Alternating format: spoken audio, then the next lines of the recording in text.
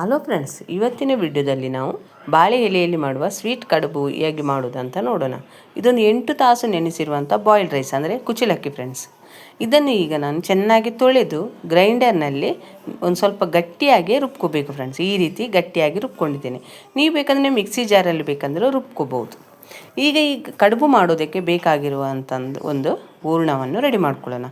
ಇಲ್ಲಿ 2 ಕಪ್ಪಷ್ಟು ಪೇಪರ್ ಅವಲಕ್ಕಿ ತಗೊಂಡಿದ್ದೇನೆ, ಅರ್ಧ ಕಪ್ಪಷ್ಟು ತೆಂಗಿನಕಾಯಿ ಮತ್ತು 1/4 ಕಪ್ಪಷ್ಟು ಬೆಲ್ಲವನ್ನು ತಗೊಂಡಿದ್ದೇನೆ ಫ್ರೆಂಡ್ಸ್. ಇದು ನೀವು ಬೇಕಂದರೆ ಪುಡಿ ಮಾಡಿನೂ ಹಾಕ್ಕೋಬೋದು. ನಾನು ಬೆಲ್ಲವನ್ನು ತುರಿದು ಹಾಕ್ಕೊತಿದ್ದೇನೆ. ಈಗ ಇದಕ್ಕೆ ನೀರೇನು ಹಾಕ್ಕೊಳ್ಳದೇನೆ ಇದನ್ನೆಲ್ಲ ಚೆನ್ನಾಗಿ ಮಿಕ್ಸ್ ಮಾಡ್ಕೋಬೇಕು ಫ್ರೆಂಡ್ಸ್. ನಿಮಗೆ ಈಸಿ ಮೆಥಡಲ್ಲಿ ಈ ಸ್ವೀಟ್ ಕಡುಬು ಯಾವ ರೀತಿ ಮಾಡ್ಬೋದು ಅಂತ ನಾನೀಗ ಇಲ್ಲಿ ತೋರಿಸ್ಕೊಡ್ತಿದ್ದೇನೆ.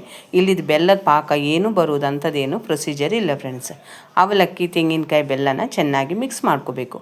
ಅವಲಕ್ಕಿ ಬೇಡ ಅಂದರೆ ನೀವು ಸ್ವಲ್ಪ ತೆಂಗಿನಕಾಯಿಯನ್ನು ಜಾಸ್ತಿನೇ ಮಾಡಿಕೊಂಡು ಇದನ್ನು ಒಂದು ಹೂರಣವನ್ನು ರೆಡಿ ಮಾಡ್ಕೋಬೇಕು ಫ್ರೆಂಡ್ಸ್.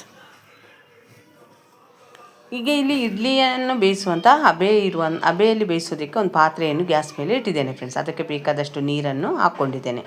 ಈಗ ಇಲ್ಲಿ ಒಂದು ಚಪಾತಿ ಮಣೆ ಮೇಲೆ ಒಂದು ಬಾಳೆ ಎಲೆಯನ್ನು ತಗೊಂಡು ಅದನ್ನು ತೊಳೆದು ಒಂದು ಕಾಟನ್ ಬಟ್ಟೆಯಲ್ಲಿ ಒರೆಸ್ಕೋಬೇಕು. ಈಗ ಇದಕ್ಕೆ ನಾವು ರುಬ್ಬಿರುವಂಥ ಅಕ್ಕಿಯ ಸಣ್ಣ ಸಣ್ಣ ಉಂಡೆಗಳನ್ನು ತಗೊಂಡು ಈ ರೀತಿ ತೆಳ್ಳಗೆ ಮಾಡ್ಕೋಬೇಕು ಫ್ರೆಂಡ್ಸ್. ತೆಳ್ಳಗೆ ಲಟ್ಟಿಸ್ಕೋಬೇಕು ಫ್ರೆಂಡ್ಸ್. ನಮ್ಮ ಕಿಚನ್ ಚಾನಲನ್ನು ಯಾರಾದರೂ ಹೊಸಬರು ನೋಡಿದರೆ ಈ ಚಾನಲನ್ನು ಸಬ್ಸ್ಕ್ರೈಬ್ ಮಾಡ್ಕೊಳ್ಳಿ. ಬೆಲ್ ಐಕಾನ್ ಆಲಲ್ಲಿ ಸೆಟ್ ಮಾಡಿದರೆ ನಾನು ಮಾಡೋ ವಿಡಿಯೋ ನಿಮಗೆ ನೋಟಿಫಿಕೇಷನಲ್ಲಿ ಬಂದುಬಿಡುತ್ತೆ ಫ್ರೆಂಡ್ಸ್. ಈಗ ಈ ರೀತಿ ತೆಳ್ಳಗೆ ಲಟ್ಟಿಸ್ಕೊಂಡ್ಮೇಲೆ ಅದಕ್ಕೆ ನಾನು ರೆಡಿ ಮಾಡಿಟ್ಟಿರುವಂಥ ಹೂರಣವನ್ನು ತುಂಬ್ಕೊತಿದ್ದೇನೆ. ನಿಮಗೆ ಎಷ್ಟು ಬೇಕೋ ಅಷ್ಟನ್ನು ಬೇಕಂದರೆ ನೀವು ಹೂರಣವನ್ನು ತುಂಬ್ಕೋಬೋದು ಫ್ರೆಂಡ್ಸ್. ಇಲ್ಲಿ ತೆಂಗಿನಕಾಯಿ ಇರ್ಬೋದು, ಬೆಲ್ಲ ಯಾವುದನ್ನು ಬೇಕಂದ್ರೆ ನಿಮಗೆ ಇಷ್ಟ ಇದ್ದರೆ ಜಾಸ್ತಿನೇ ಹಾಕ್ಕೋಬೋದು. ಅದನ್ನು ಹಾಕ್ಕೊಂಡ್ಮೇಲೆ ಈ ರೀತಿ ತೆಳ್ಳಗೆ ಅದನ್ನು ಎರಡು ಭಾಗ ಮಾಡಿ ತಟ್ಕೋಬೇಕು ಫ್ರೆಂಡ್ಸ್. ಈ ರೀತಿ ತಟ್ಕೊಂಡು ಈಗ ಹಬೆಯಲ್ಲಿ ನಾನು ಬೇಯಿಸೋದಕ್ಕೆ ಇಡ್ತಿದ್ದೇನೆ. ಇನ್ನೊಂದು ಬಾಳೆ ಎಲೆ ಹಾಕಿ ಯಾವ ರೀತಿ ಮಾಡೋದಂತ ಮತ್ತೊಂದು ಸಲ ನಿಮಗೆ ಕರೆಕ್ಟಾಗಿ ತೋರಿಸ್ತಿದ್ದೇನೆ ನೋಡಿ ಫ್ರೆಂಡ್ಸ್. ಇಲ್ಲಿ ಅಕ್ಕಿಯ ಸಣ್ಣ ಉಂಡೆಯನ್ನು ತಗೊಂಡು ಬಾಳೆ ಎಲೆ ಮೇಲೆ ತೆಳ್ಳಗೆ ತಟ್ಕೋಬೇಕು. ಇದು ಮುಂಜಾನೆ ಬ್ರೇಕ್ಫಾಸ್ಟಿಗೆ ಅಂತೂ ಬೆಸ್ಟ್ ರೆಸಿಪಿ ಫ್ರೆಂಡ್ಸ್. ಮತ್ತು ಇದರ ಜೊತೆ ಚಟ್ನಿ ಏನೂ ಬೇಡ, ಬರೀ 1 ಚಮಚ ತುಪ್ಪ ಇದ್ದರೆ ಸಾಕು ಫ್ರೆಂಡ್ಸ್. 2-3 ಬಾಳೆ ಎಲೆ ಕಡುಬನ್ನು ತಿನ್ಬೋದು ಫ್ರೆಂಡ್ಸ್ ನಾವು.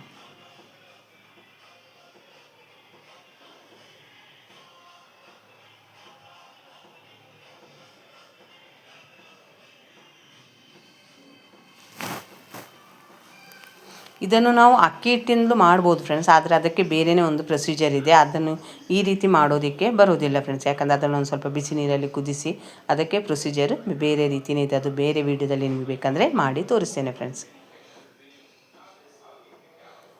ಈಗ ಎಲ್ಲವನ್ನು ಹಬೆಯಲ್ಲಿ ಬೇಯಿಸೋದಕ್ಕೆ ಇಟ್ಟಿದ್ದೇನೆ ಫ್ರೆಂಡ್ಸ್. ಇಡ್ಲಿ ಪಾತ್ರೆಯಲ್ಲಿ ಬೇಯಿಸೋದಕ್ಕೆ ಒಂದು ಅರ್ಧ ತಾಸಾದರೂ ಇದನ್ನು ಮುಚ್ಚಳ ಮುಚ್ಚಿ ಚೆನ್ನಾಗಿ ಬೇಯಿಸ್ಕೋಬೇಕು ಫ್ರೆಂಡ್ಸ್.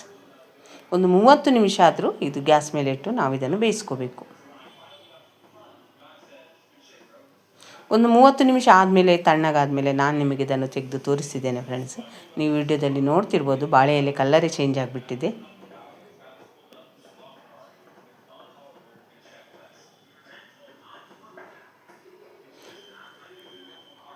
ಈ ವಿಡಿಯೋ ಇಷ್ಟ ಆದರೆ ಲೈಕ್ ಮಾಡಿ, ಶೇರ್ ಮಾಡಿ, ಆದಷ್ಟು ನಮ್ಮ ಚಾನಲನ್ನು ಸಬ್ಸ್ಕ್ರೈಬ್ ಮಾಡ್ಕೊಳ್ಳಿ ಫ್ರೆಂಡ್ಸ್. ಈ ವಿಡಿಯೋವನ್ನು ನೀವು ನೋಡಿದ್ದಕ್ಕೆ ನಿಮಗೆ ತುಂಬ ಧನ್ಯವಾದಗಳು ಫ್ರೆಂಡ್ಸ್.